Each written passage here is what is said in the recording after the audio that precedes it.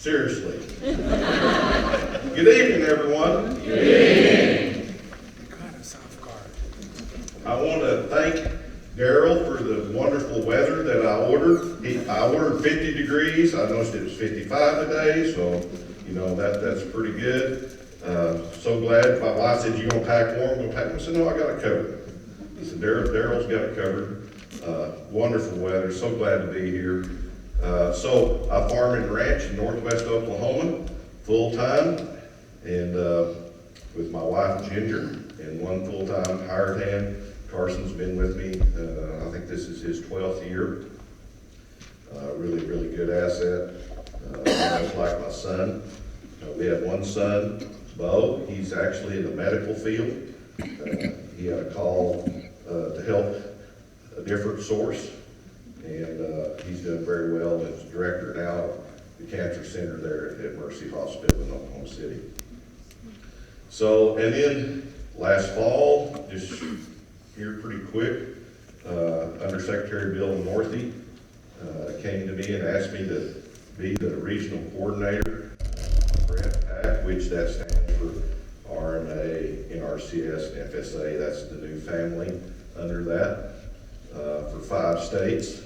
And I told Bill, I said, you know, I'm not qualified for that. He said, yeah, I want somebody with common sense, practicality, and got the will and the drive to not take no for the answer. And some of the people that know me here, I couldn't turn that down because I think that's an opportunity. So Daryl asked me to come up. The board did. I really appreciate that. And talk to y'all a little bit about conservation districts and our farm and our association. So a few years ago, local NRCS came to me and said, if an opening ever comes on the local district board, would you be interested in serving? You know, what is the board? I don't know, maybe, probably. And within 6 months, guess what? I was on the board, and that's been about 12 years ago on that now. Very good experience. I will tell you, normally when I start on something, I get pretty passionate about it, and if I think we're doing good. One of the hardest things I had to do was sign a letter of resignation off that board to take this position. And you know, you think you can do anything, but when you grab that pen, sometimes the decisions are pretty tough, and I kind of miss that. But guess what? The cool thing about it is, guess who the new director is? It's my wife. They asked me to do a training the other day, and I said, I don't know. They said, what do you mean? I said, you know, my wife's on the board. I don't know how she'll interpret me doing the training. So we'll get down to it a little bit. Long live the soil. You know, why should we care? Why do we care? You know, I think we need to care. And actually I told Jay I trademarked long live the soil because I really am passionate about that.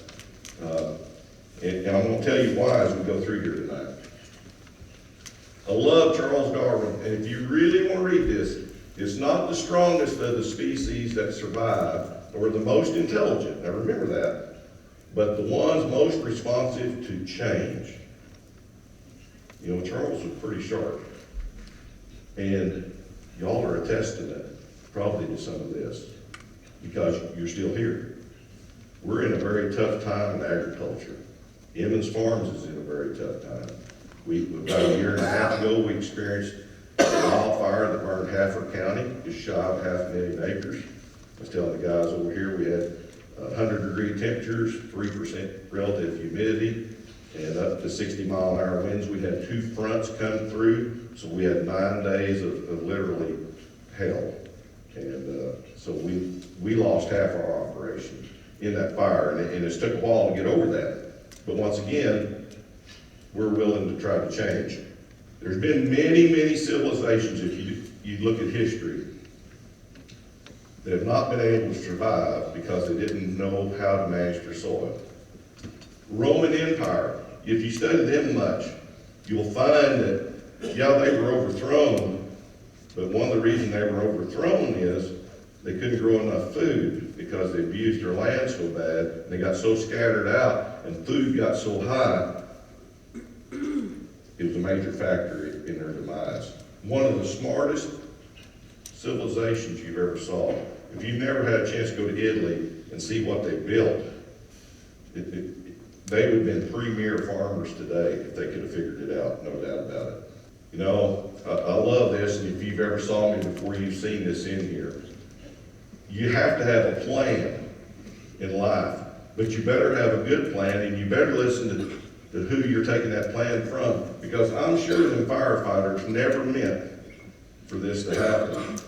They were good people trying to help, and literally, you can jump out of one fire and into another unless you got a good plan. And you better have multiple plans, plan A, B, C, and D to survive.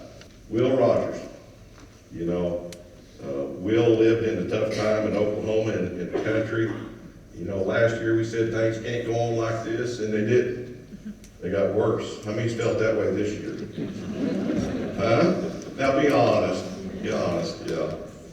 Very, very challenging. And so what do we do? You know, how do we lessen them challenges or them impacts as we move forward? Can we do that? I think we can. We've done some of that at home. And they asked me, you know, what's your rainfall? 20 to 22 inches, give or take 22 inches. I was telling the guys at the table, in 2012, we were just shy of 7 inches for the year. In 14, in the month of May, we had 25 and a half. So we're experiencing extremes in the weather. What's causing that? You know, I'm not going to debate that. We're seeing extremes. We're seeing early frost, early freezes, heavy rains, intense storms, whether it be snow, rain, hail, whatever. So, you know, how are we going to do that? We've got to remember that soil is the most important single thing on the planet. Some people will tell you water is. How do we filter that water? Through the soil, through the carbon in the soil. Everybody talks about, well, my aquifer's getting nutrients in it and how bad the water is. Duh. We've lost half the topsoil and half the carbon in the country. If you're going to filter water at your house, what kind of filter do you use? A carbon filter. So if we've destroyed half of that filter, you got to think about that a little bit. So why should we care? Everything comes from the soil. We come from the soil, guess what? We're probably going back to the soil. That's just the way life is. So can we live without it? No. No, if you want to live without it, go to the moon and see how that is. It's not very good. So why should we care? And as conservation districts, why should we care? What's our charge? What do we do? You know, as a district director, you know, I felt like that we need to listen to my neighbors, my friends, kids at school, people that don't know about ag. Because if you haven't noticed, there's a few more of them than there are of us. And they vote for policy and disaster packages, and the people that puts them in place, we need them. We need them.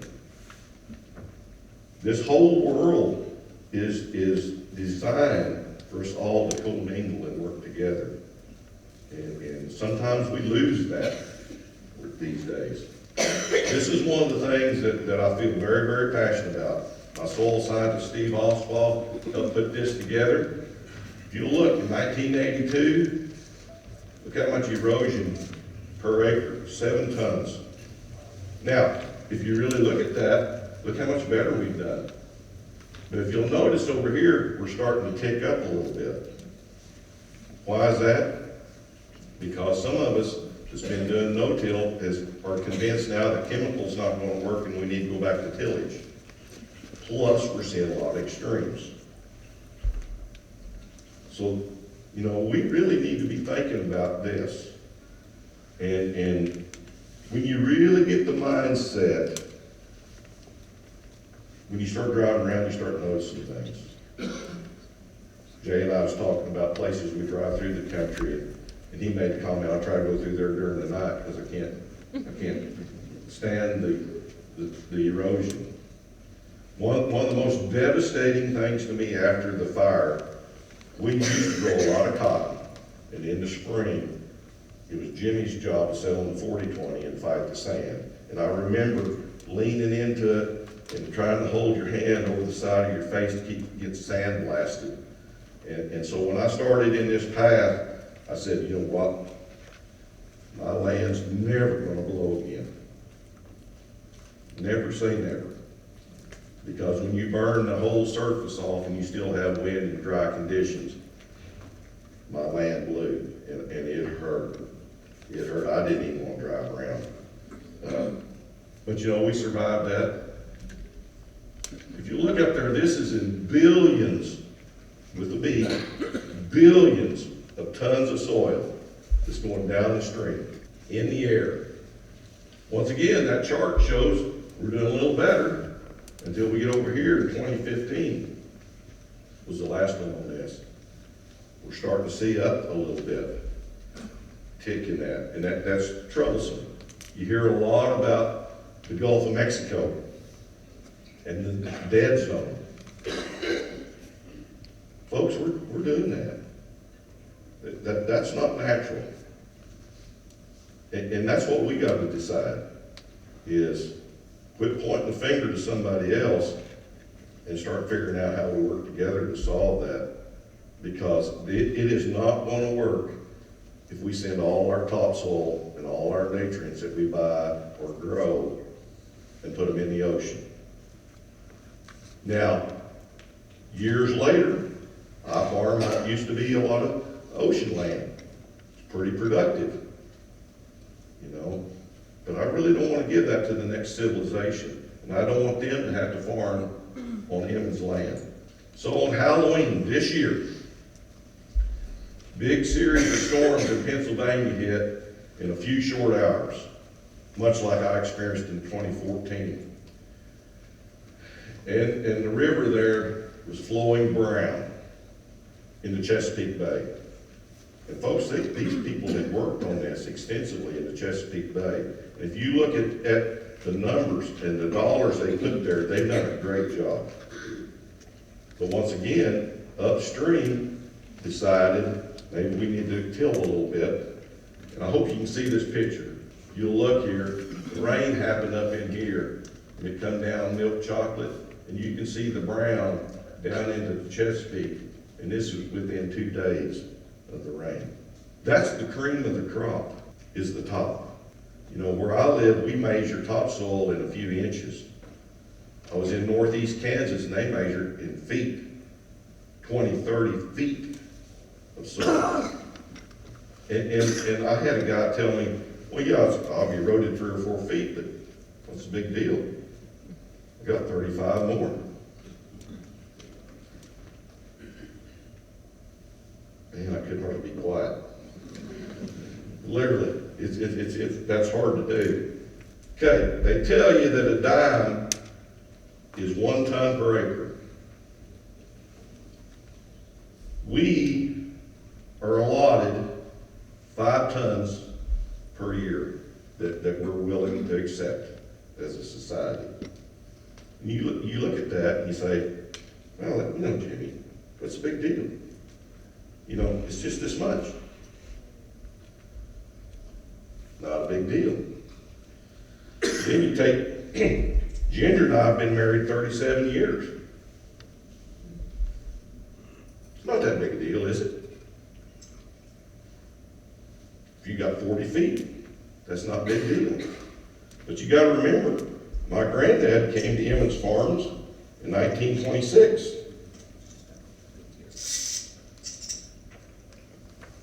So we've been there 90 years.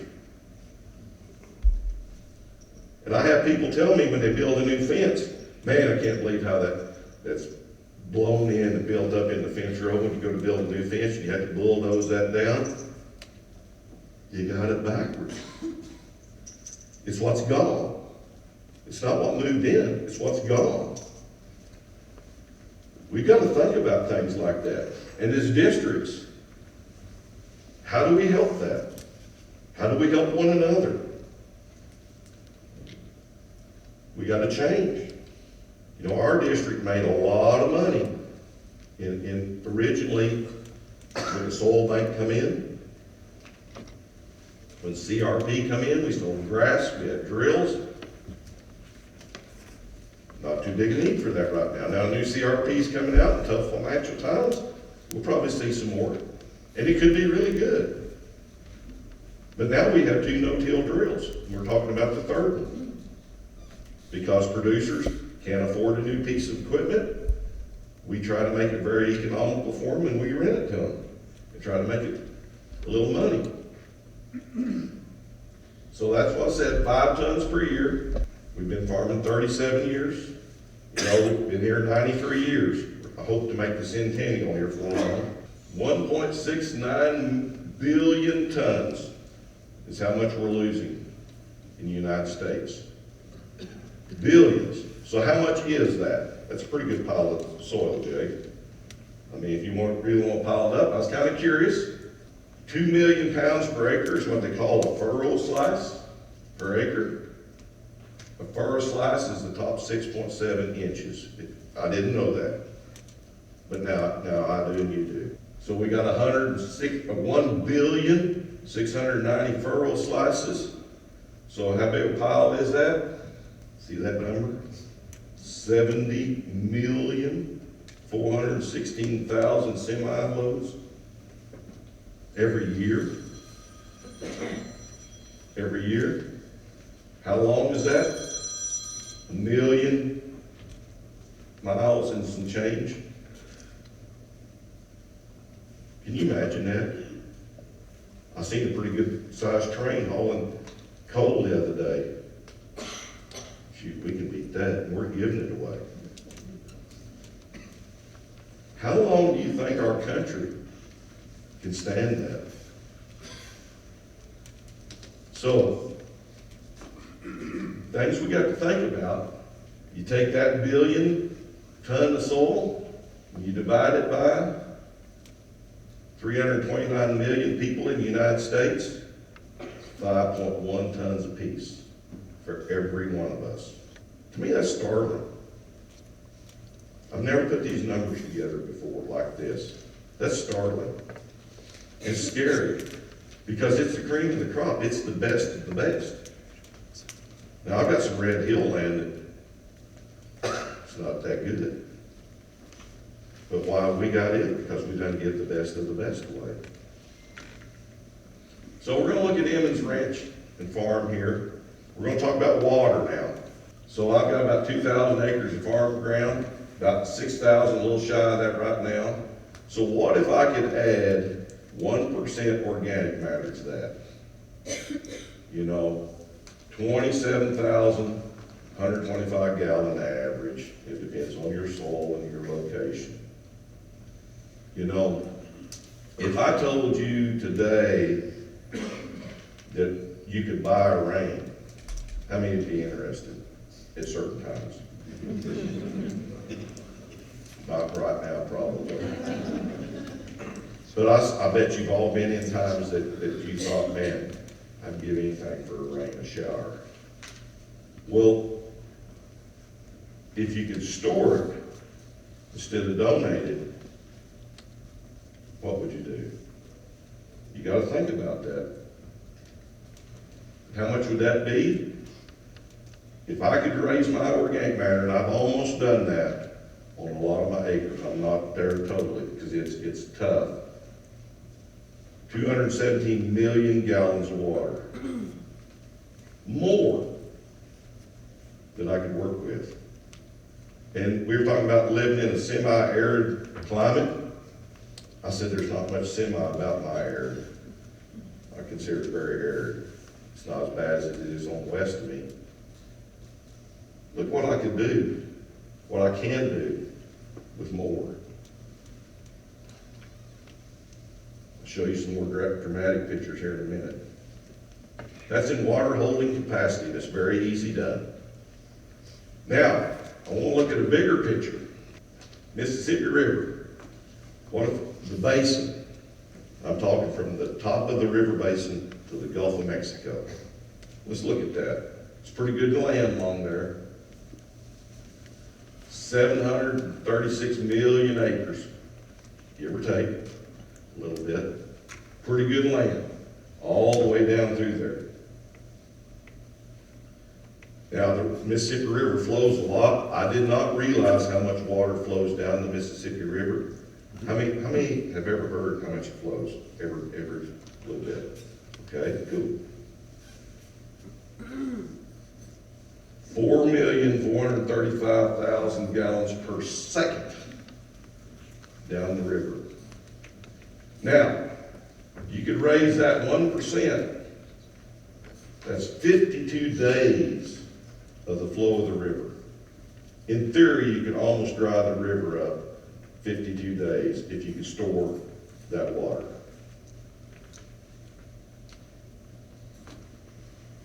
It's kind of astronomical numbers to think about, but you apply it on your own place, it gets pretty real. And we can do that, folks. It can be done, but you got to make the commitment, and we got to help one another. You know, Chris Nichols tells a great story. Her dad had her come back up to the home place, and they had a water district that had shut down because of the nutrients and the nitrates in the water system. And they said, Dr. Nichols, your dad says you can fix this. She said, yeah, I think we can. And they said, how do we do that? She said, well, you got to start managing your land. You got to get your organic matter back up. You got to start growing cover crops. When your grass goes brown, plant something, if you can grow it. Now, if Mother Nature comes and freezes you out, you can't grow it, I understand that. And that's more of a concern up here than it is at home. And man, they took it all in, we're gonna fix it. 3 years, they called her back and said, Chris, you lied to us. This won't work. So she drove up there to see what they were doing. The water district had bought 3 sections of land around the wells. And man, they were working on it, and they were doing right. And Chris said, no, you misunderstood. It's the John Wayne theory.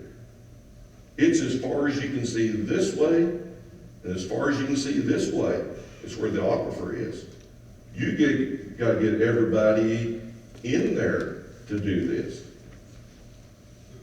They said, well, we can't buy all that land. She said, you don't have to. Darrell will help. He'll do it on his farm. You got to have everybody. So what can we do? That's always the big $10,000 question. As I come up through the districts in Oklahoma, they actually shoved me through a lot quicker than I wanted to, and so I don't know how I feel about that. You know, it's either trying to get rid of you, or you can't say no. It's a fine line between that. And so, as I was president-elect, getting ready to take over the association, we were struggling financially. We'd been counting on a lot of grants and things, and times were not good then, and so we were really struggling. We had to really cut back. I said, we got to get our people energized. And we got to have a mission, a vision. American people are at their best when we have a mission, a target. And so I reached out to our partners, NRCS, the Conservation Commission, and I had this plan called Stepping on the Gas, and everybody kind of laughed. I said, but let's do it for soil health, because we need it bad. They said, well, how are we going to do it? How are we going to do it? Well, let's get started. Let's start training our people, our board members, our district managers, our supervisors. And so in 2017, we set up 17 or 16 training events in Oklahoma to train our people, kind of train the trainer. Now this was basic stuff. Get a shovel, 5 principles. Start thinking. We had 611 attendees. Pretty good turnout. But then we put together 30 educational events to go with that once we done train the trainer. We had 2,000 people show up. Now we're cooking with bacon grease. Jimmy's starting to think this is going to be all right. So what we're gonna do next year? Well, we need to take them to another level. You know, we talk about multiple species or cover crops to plant. Nobody knows what to plant. So let's do plant ID. Let's learn how. So in 18, we had 26 events. See, my districts now are starting to say, hey, Jimmy, I'm gonna do some of that. Didn't you have some grant money to put on some soil health? I said, yeah, but we gotta have results. Because the people that's donating the money won't at the end, won't know if my dollar was very well spent. So we started keeping track of all of this. We had 484 attendees. We put on 51 educational events like this. Different things too, not just like this. We had 5,200 people show up.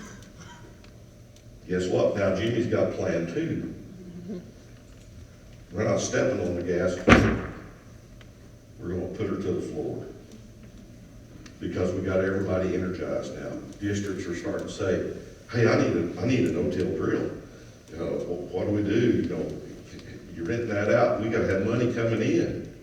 I got all these producers now, it's getting fired up because every magazine we look at, it's there.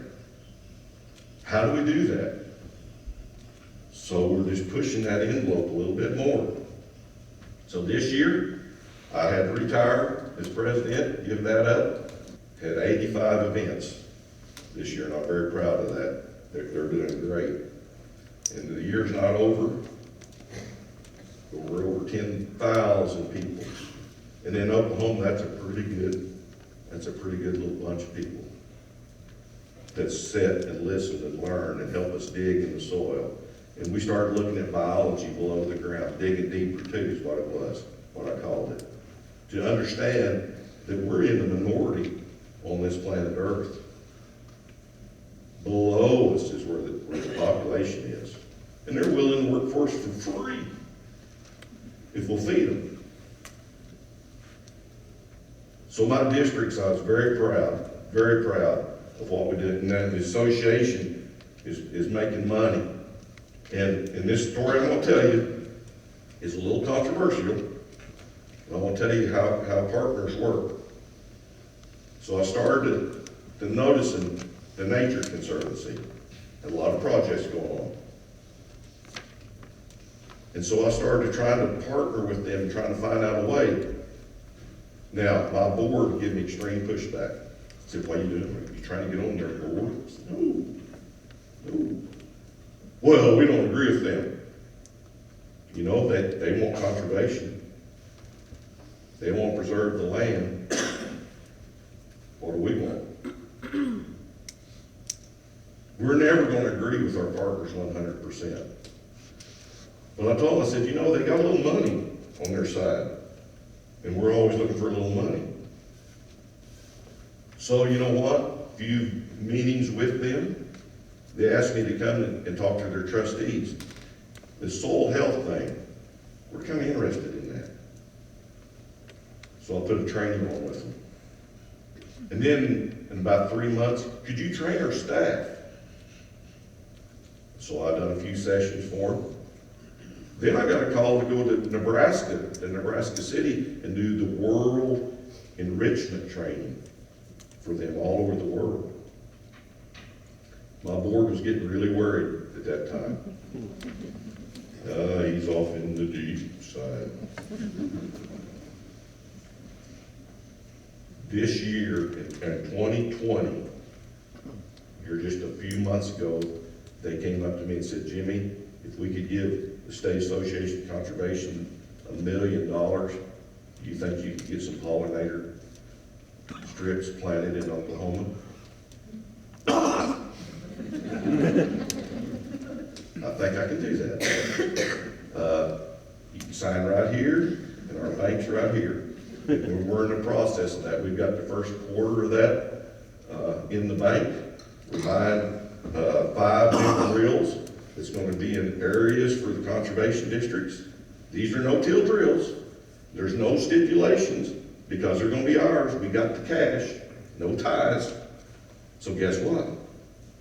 We got more no-till drills to use for cover crops. They're gonna buy the seed, we're gonna hire managers with that money, we're gonna plant pollinators across Oklahoma for $1 million.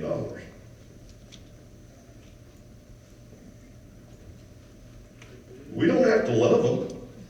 I kind of do now. What a great way to partner to find out what we can do.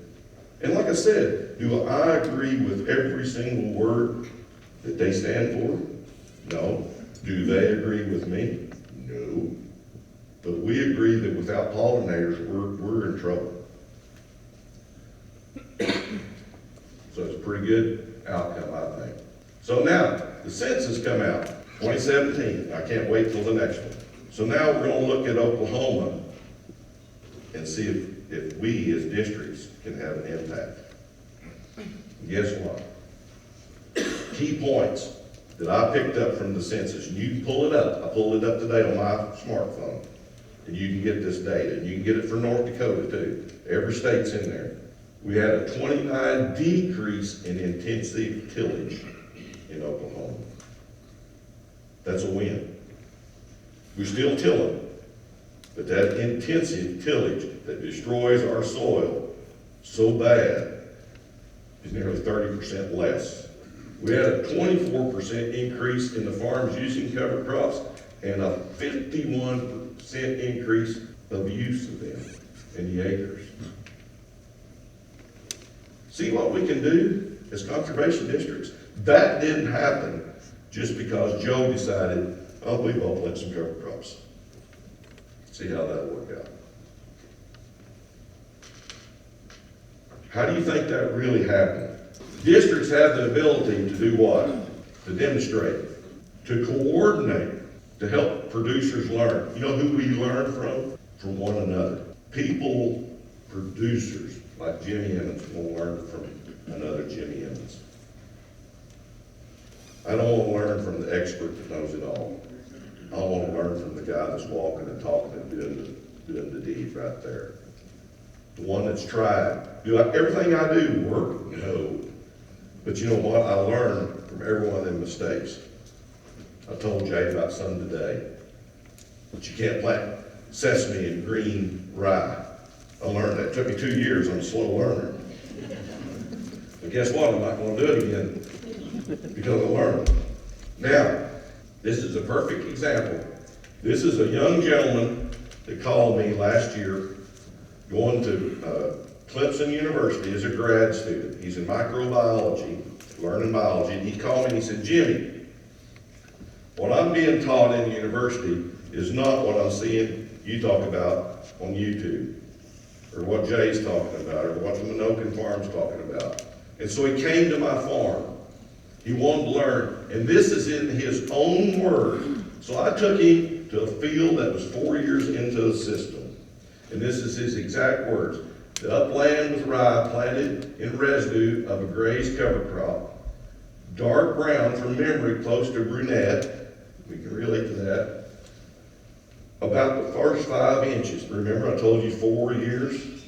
If you're in a really good system, we can see that darkening layer of about 1 inch a year. We've noticed that.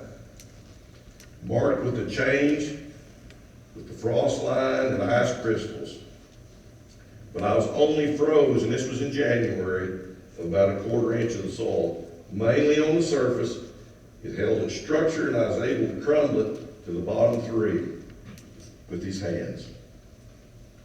So then, I took him to my neighbor. It's conventionally managed wheat field, compacted red clay, he says, characteristics of the region, don't have a chart, but red clay color classification, and it is, it's very red. It was tough to get the sharpshooter in the ground. Took Mr. Emmons jumping with both legs. And if you noticed, when I jumped, and I like never got that sharpshooter in, the frost layer was horrendous, 5 to 6 inches deep. And this is 1 mile from the first field. Had ice crystals under it. The red clay was frozen and difficult to break apart. It stuck on my hands once, it broke off, which I observed in the first field, not like that. And look at his comments. This is from him. This is a grad student. And Drew is pretty sharp. Now I took him to my longest field. It's working for some reason. Is in a little bit lower part, a mile south of my house, planted in residue of cover crops. The shovel went in with very little effort, using mainly his arms. I didn't step on it. I just pushed it in. Never reached the bottom of the carbon-rich soil. I've got it dark all the way down in the sharpshooter. Soil color, umber brown, ice crystals shallower than the first field, top 1/8 of an inch. Maybe being down in below the hill, he thought maybe that helped it a little.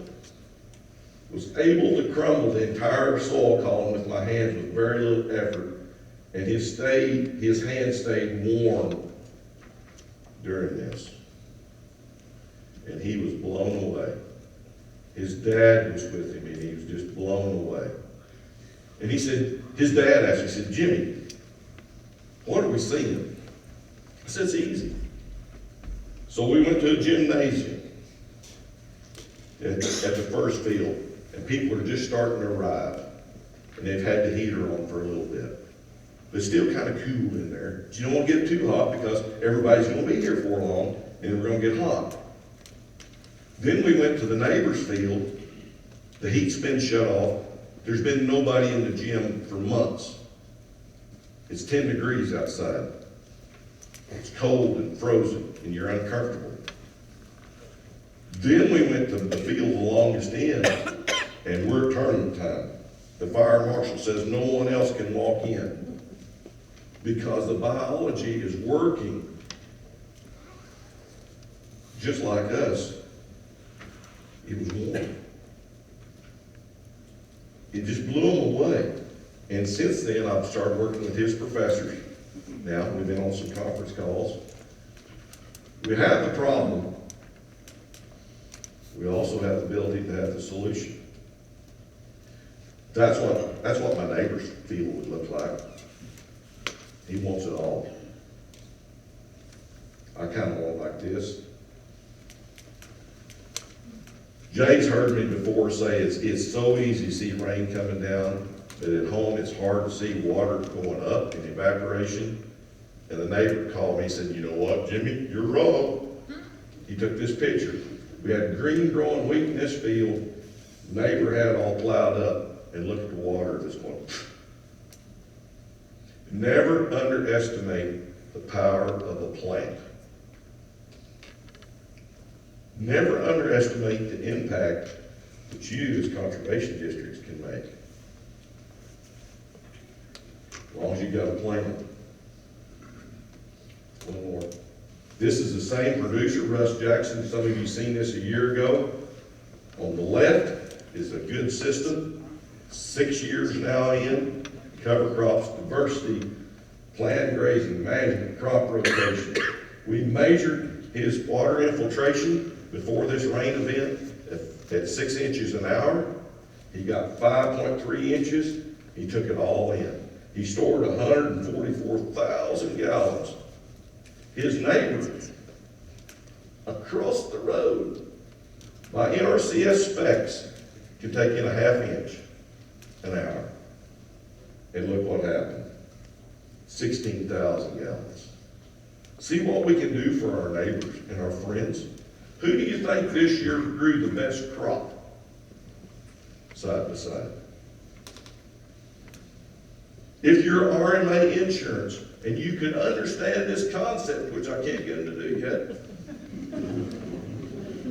I am working on it.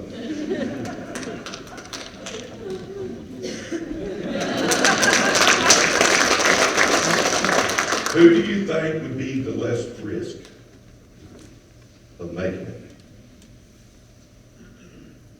You know why Russ is doing this?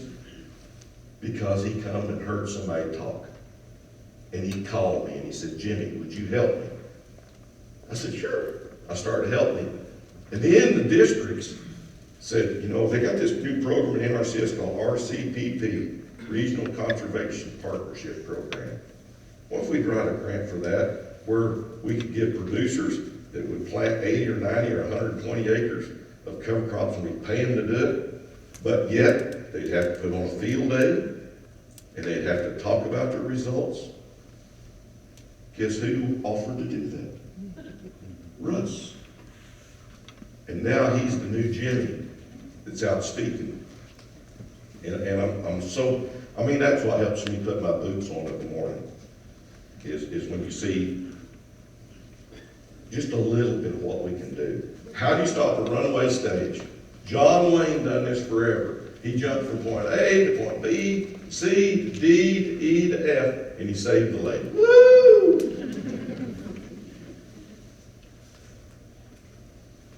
Him and John Ford never thought there was another way to do it. Some districts think there's not another way to do it. Is there? You're going to have to click it for me.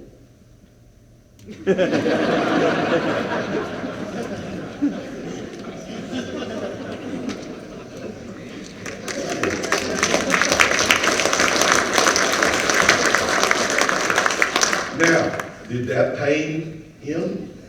I'm sure it did. It would pain me.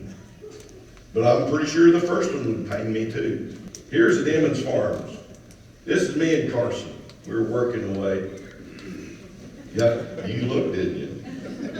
You gotta really look here to understand that. Folks, it's not rocket science. What's wrong with having a little fun while we're building the system? Think about that. I think it's pretty funny. I think it's pretty funny. What we can do to seize the moment, to work together for the common good. We've kind of lost that in our country. But guess what? Conservation districts is the core of the country. It's the roots. Let's grow it from there up. It can be done. We can work together really, really well. Will Rogers, you gotta love him. But even if you're on the right track, you're gonna get run over if you just sit there. You ever thought about that? How true? How true? My district had money in the bank, owned the building, we rent out, we loan money to another district to build a new building. They're paying us money. Why should we want to do any more? We could be pretty crooked.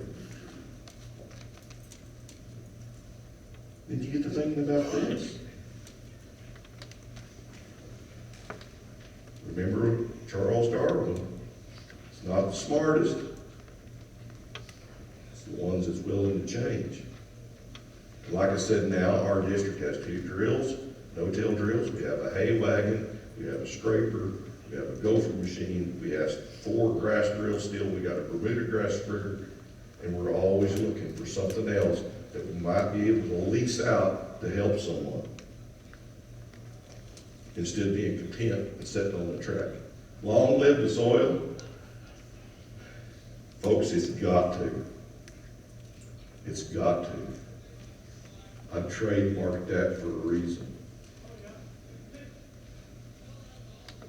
We can't do without it. We like to talk about, as a nation, we're the biggest and the best of anywhere in the world. Let's prove it. Let's show the rest of the world how we can do this. We really, really can. Our soils were really, really, really better than they are now. If you look at the journals.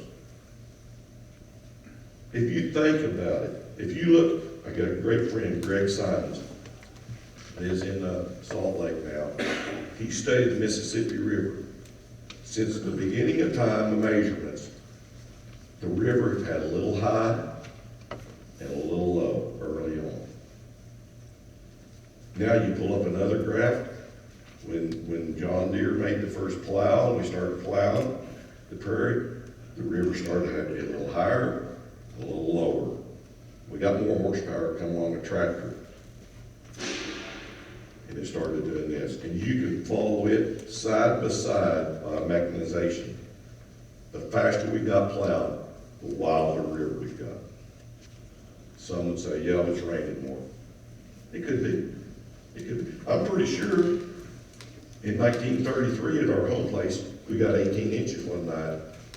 So I think we've had these before. So we can do it. I hope you think we can do it.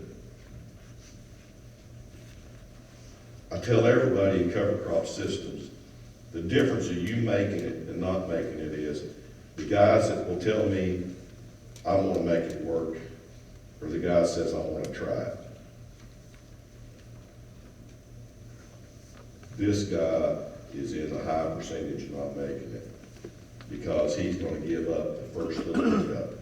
And this guy's going to figure out what he done wrong because he's willing to make it work. Districts hadn't been here for 75 or 80 years. They had this mentality to make it work. You guys can make it work too. If you want to see a little bit more of me, the reason I do what I do also is little Owen. He just had his 7th birthday. He's my little farmer rancher. Quick little story and I'm out of here. How many have heard about Emmons County, North Dakota? Guess what? That was my ancestors. James Emmons was my great-great-granddad's brother. They split on the East Coast. One of them wanted to be a farmer and one of them wanted to be a riverboat captain. The rest is history in Emmons County because he came up and made a port there. And so I come up and I went to the courthouse and had a lot of fun. I just drove up unannounced. And I went in, they said, can we help you? And I said, yeah. I said, my name's Jimmy Emmons. And this lady said, how do you spell that?